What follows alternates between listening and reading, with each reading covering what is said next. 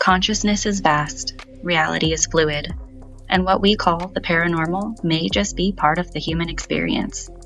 We move through life searching for certainty, but every so often something happens that challenges what we think we know. A flicker of movement in an empty room, an intuition too strong to ignore, or a moment that lingers long after it's passed. Some call it supernatural, others call it psychological, but maybe it's both. I'm Mallorie, a therapist exploring the threshold between psychology, the supernatural, and the transformations that happen in between. Whether it's unexplained phenomena, personal awakenings, or the ways our subconscious and the unknown intertwine, this is a space to wonder, to question, and to explore what these experiences mean for us. Because what matters most isn't what we experience, it's how it transforms us. Welcome to the Liminal Mind.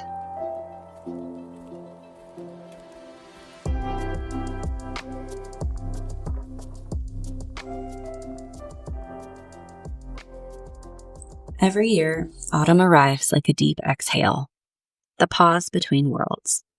Summer's brightness begins to fade, and suddenly the earth feels charged with something almost otherworldly. The light thins, the trees surrender, and time itself seems to slow. There's a reason it feels this way. Autumn has been recognized as a threshold, the turning of the wheel when life begins to retreat into shadow. Anthropologist Victor Turner called such moments liminal, phases when the old identity dissolves, but the new has not yet emerged. We experience it in our bones, this subtle shift that invites both melancholy and relief. Something ancient in us knows that endings are not failure, they're rhythm. And even now, in our modern lives of electric light and endless distraction, we still feel that pull. Maybe it's the quiet ache that comes with shorter days, or the sudden desire to nest, reflect, or release. Our biology responds to the season too. As daylight wanes, the brain produces more melatonin and less serotonin, signaling the body to slow down. Researchers studying seasonality and mood note that while some experience this shift as sadness, others describe it as a kind of reflective rest. Our nervous system is seeking to descend. This is the first stage of transformation. It's when the structures that once defined us begin to dissolve and the psyche turns inward to find meaning. This process can look like grief, stillness, or disorientation, but it's not collapse. It's metamorphosis. Myth has always known this. The Sumerian goddess Inanna descends into the underworld, shedding her adornments one by one until only her essence remains. The Greek Persephone is taken beneath the earth, her journey marking the changing of the seasons. In each story, the descent is terrifying but necessary. It's the archetype of transformation, death and renewal as two sides of the same threshold. When we honor autumn as more than just weather, we begin to see how it reflects the psyche's own pattern: expansion, contraction, rest, and rebirth. Every descent, whether seasonal or emotional, invites us to surrender control, to trust what is unseen, and to allow what no longer serves us to fall away. This is what autumn whispers through its colors and its chill. Let go, not to lose, but to make space. Descend, not to disappear, but to return deeper. In this episode, we'll explore how the descent shows up not only in nature and mythology, but also in our psychology. We'll look at how cultures have ritualized letting go, how modern science explains the body's slowing, and how the human spirit finds meaning in endings. Because beneath it all, the falling leaves, the ancient bonfires, the quiet shift of serotonin in the brain, lies the same truth. Transformation is not a straight line upward. It's a spiral through the dark, through decay, and through liminality. And when we allow ourselves to walk it consciously, we discover that the season of death is also the season of integration, a time when the soul, like the earth, prepares to be reborn. Almost every culture has found language for the descent. Some called this time Samhain, marking the end of the agricultural year. The final harvest gathered, livestock counted, fires relit from the communal flame. The veil between worlds grew thin. This veil was not simply about ghosts, it was about thresholds. the thinness between what was and what will be. The Romans held the Festival of the Dead in late October. The Chinese honored Hungry Ghost Month, the Japanese Obon. In every place and time, people paused to speak with ancestors, to name their dead aloud, to remember that what we call ending is only a change of form. These rituals were not superstitions. They were containers for grief. They made space for a collective psyche to descend safely. In psychological language, ritual is a holding environment, a boundary that allows transformation without disintegration. In myth, this descent often begins with a loss of control. Inanna, Queen of Heaven, is called to the underworld and must pass through 7 gates, leaving behind her crown, her jewels, her weapons, all symbols of ego and power. When she arrives, naked and defenseless, she faces her shadow sister, who represents all that she has denied. Similarly, Persephone is taken to the underworld, where she becomes both captive and queen. Her mother Demeter wanders in grief until her daughter's return brings spring. Psychologist Christine Downing writes that Persephone's descent is the moment when innocence ripens into knowing. Each myth tells us that descent is not failure, it's initiation. In psychological terms, it's the dismantling of the persona, the loss of what once protected us, so that something more authentic can emerge. Depth psychology reminds us that what looks like darkness is often the psyche reorganizing itself. Carl Jung described depression not as pathology, but as a withdrawal of psychic energy from the external world. It's the psyche calling us home to the inner landscape. James Hillman expanded this, suggesting that symptoms have purpose, that the soul speaks through anxiety, exhaustion, or melancholy when the ego refuses to listen. From a neuroscience perspective, slowing down is not laziness, it's recalibration. During the quieter months, our default mode network, the brain's system for reflection and autobiographical memory, activates much more frequently.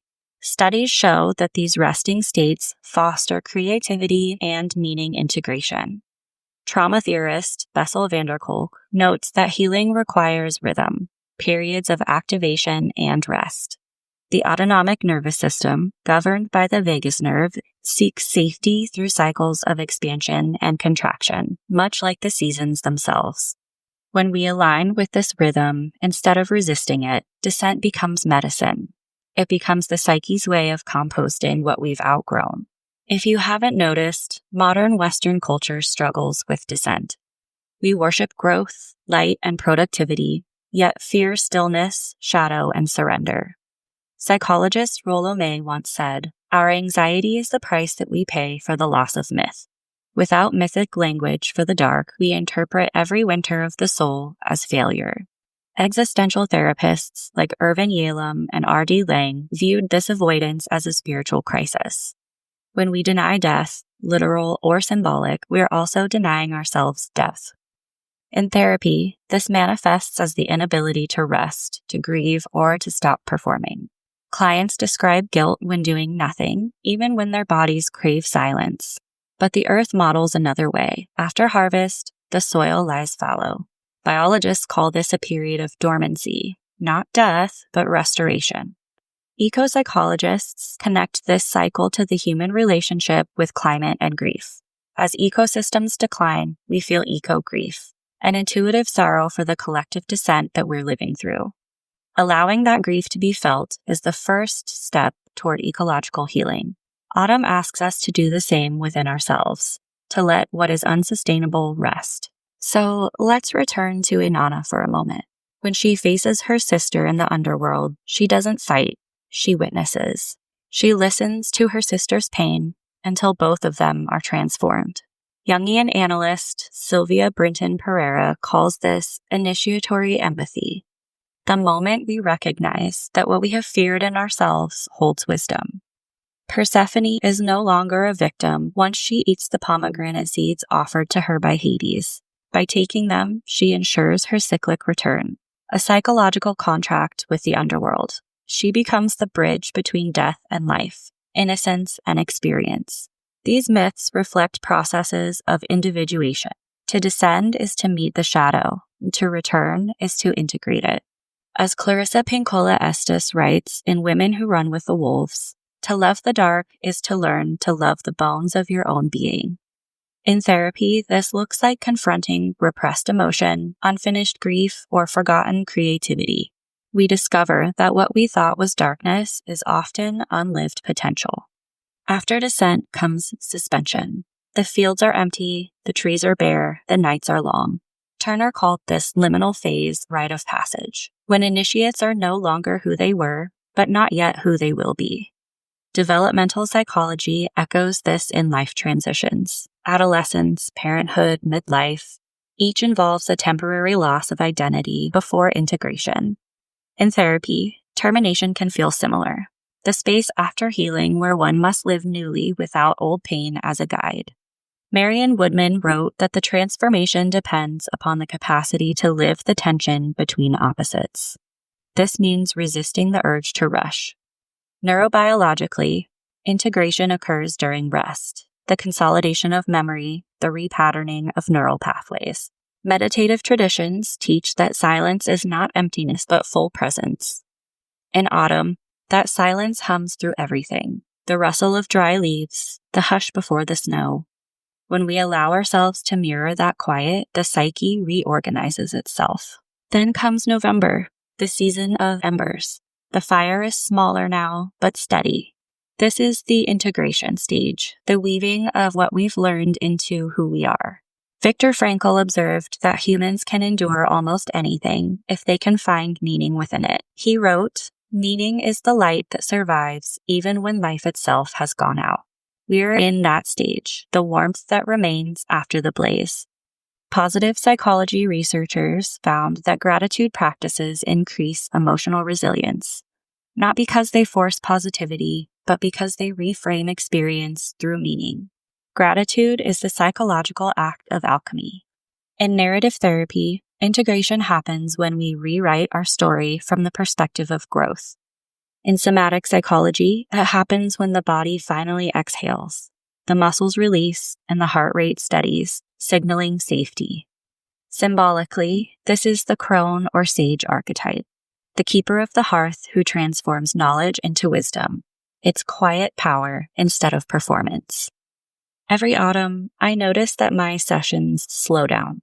Clients pause more between sentences. There's a softness to the air. At first, I resisted that lull. I scheduled more people, I pushed harder, I tried to keep the momentum of summer. But I realized that rhythm wasn't apathy, it was intelligence. I think of the women who came before me, those who tended fires, those who honored the dark. I think of how many of us, especially in helping professions, forget to descend ourselves. This year, I'm going to ask, what am I still carrying that's ready to rest? Sometimes the answer is a habit. Sometimes it's a story about who I think I need to be. Letting go isn't dramatic. It's often quiet, and somehow, when I stop resisting, peace finds me. As the year darkens, I invite you to honor your own descent and integration. So I have a few reflection questions. Question 1. What has this year taught you about impermanence? Question 2. Which parts of you are asking for rest rather than resolution? And question 3.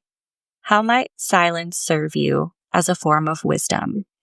And if you like to journal, I would ask you to consider, when I lay down what no longer serves, what within me is free to rise?